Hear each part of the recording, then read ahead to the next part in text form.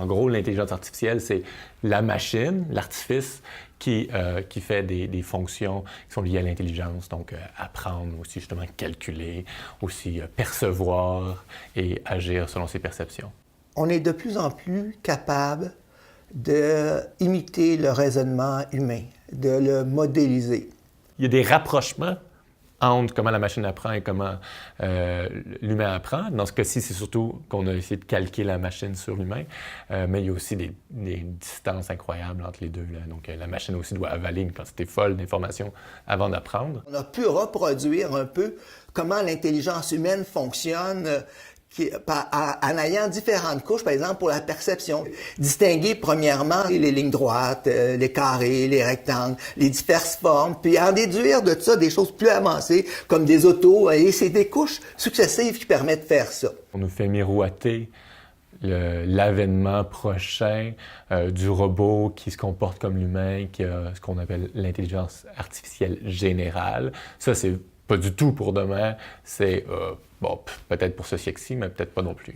On peut apprendre comment faire des soustractions, on peut apprendre à faire, je sais pas, l'analyse d'ADN avec ça, mais si on faut dire à l'étudiant, pourquoi il faut faire ça, c'est pas l'outil, on s'est pas rendu là encore. Ce dont on parle présentement, c'est une intelligence artificielle qui vient en aide à l'humain enseignant. Donc, ce n'est pas un remplacement complet. Les systèmes tutoriels intelligents vont pouvoir faire plusieurs tâches qui sont faites à l'heure actuelle par l'enseignant.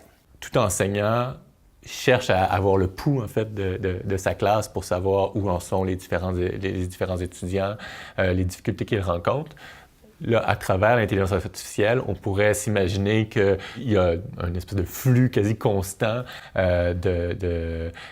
d'évaluation des étudiants qui font des exercices et ensuite c'est agrégé pour voir quelles sont les difficultés. Si les étudiants ont accès à un logiciel capable de les aider, de leur poser les bonnes questions adaptées à leurs forces, alors beaucoup de travail peut être fait grâce au système tutoriel intelligent. Peut-être faire en fait plus de tâches qu'on n'ose même pas rêver à ces tâches-là.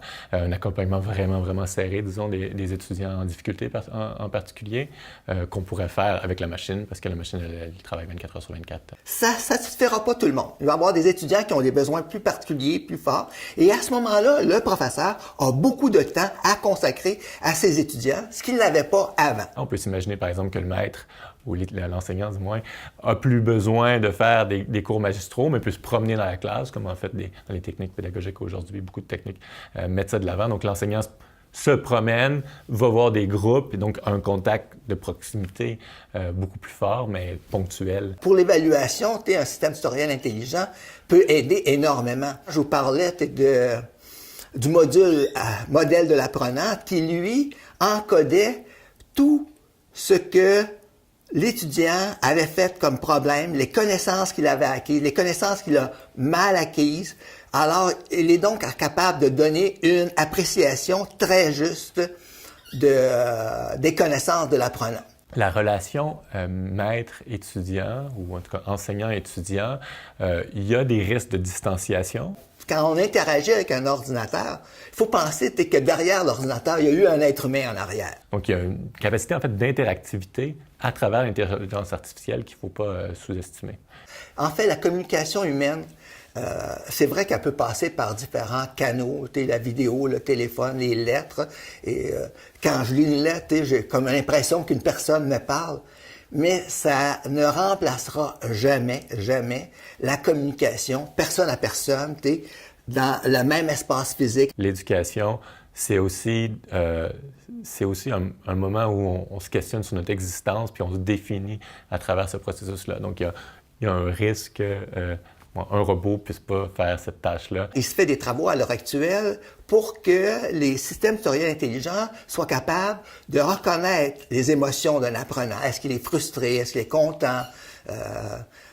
Et on essaie aussi de donner au module pédagogique une réaction qui soit aussi émotive, conforme ou parallèle à celle de l'étudiant. Si on pense de pensée critique, pensée créative, ou si on travail d'équipe, est-ce que l'intelligence artificielle peut aider l'enseignant? Il me semble, oui, tout à fait. L'ordinateur n'a pas une pensée critique. Tout ce qu'on peut faire, c'est d'encoder la pensée critique du concepteur dans l'ordinateur et de faire en sorte que l'ordinateur pose des questions à l'apprenant. Dans mes propres systèmes tutoriels, j'essaie de développer la connaissance stratégique. C'est-à-dire de permettre à l'étudiant de se poser la question sur c'est quoi la meilleure façon de résoudre le problème. Même si, en fait, l'intelligence artificielle ne doit pas nécessairement mener là, elle pourrait mener à une idée assez limitée de ce qu'est le parcours éducatif à l'université. Donc, on veut transférer certains éléments de compétences pour le marché du travail à nos étudiants et que là, à travers ce processus-là, on fait juste coder finalement les compétences qu'on a besoin. Ça va juste permettre à ce que la relation humaine soit plus une communication très humaine. Et on va laisser les aspects techniques à la machine. L'enjeu, finalement, c'est une technologie parmi tant d'autres. Est-ce qu'on va être capable de se l'approprier pour le bien de l'éducation ou ça va mener à des dérives éducatives? Tout dépend de comment on l'utilise.